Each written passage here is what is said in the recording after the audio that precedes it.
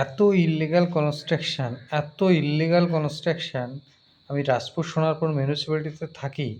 রাস্তায় বেরোলে কোনো বিল্ডিং দেখা যায় না যে সেই বিল্ডিংটা একটু ঠিক আছে। হ্যাঁ, মানুষের নির্দিষ্ট জায়গার মধ্যে সে বাড়ি করবে, ঠিক আছে। সে একটু আধটু ডেভিয়েশন করে গেল, সেটাও মানা যায়।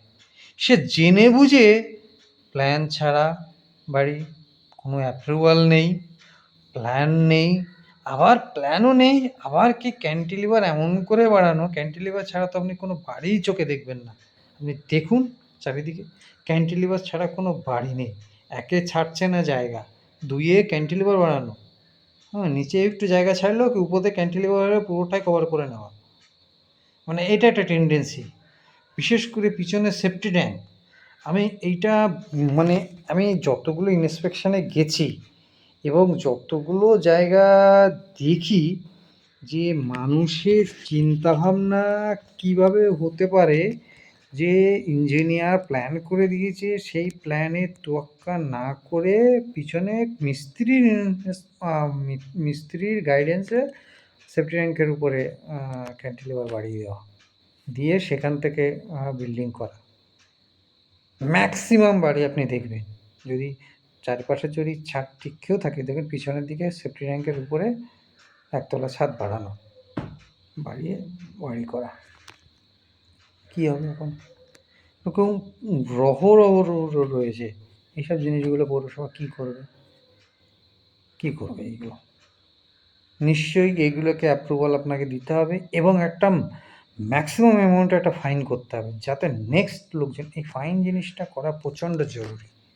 হ্যাঁ, না ইল্লিগাল কনস্ট্রাকশন হয়েছে তো এটা অ্যাপ্রুভাল দেবো না, এইভাবে যদি হয় তাহলে তো আপনার সবাই লিগালি কাজ করে বসে থাকবে, আপনি তো কিছুই করতে পারবেন না। আপনি তো গিয়ে আপনার তো চিঠি না দিলে আপনি কাজ করবেন না।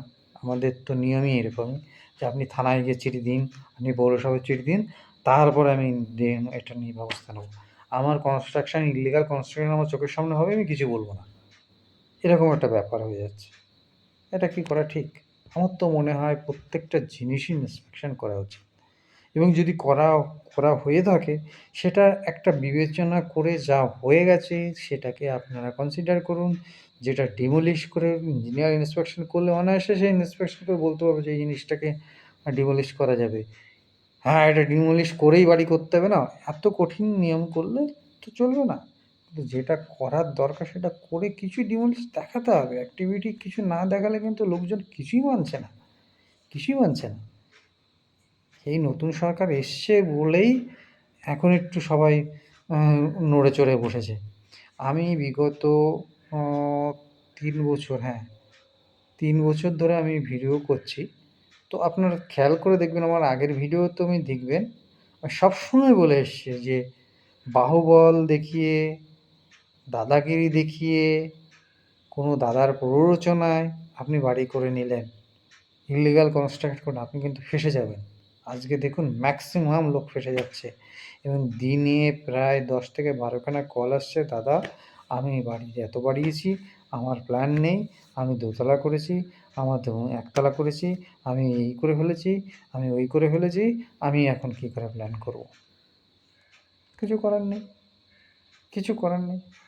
আগের আগের একটু আগের সরকারের তাও মানে এই যে এত করাপশান ওইগুলো করেও অনেকে পার পেয়ে গেছে। এখন সেটাও এখন যাবে। মানে পার আপনি কিছুতেই পাবেন না, একদম ধরে নিন।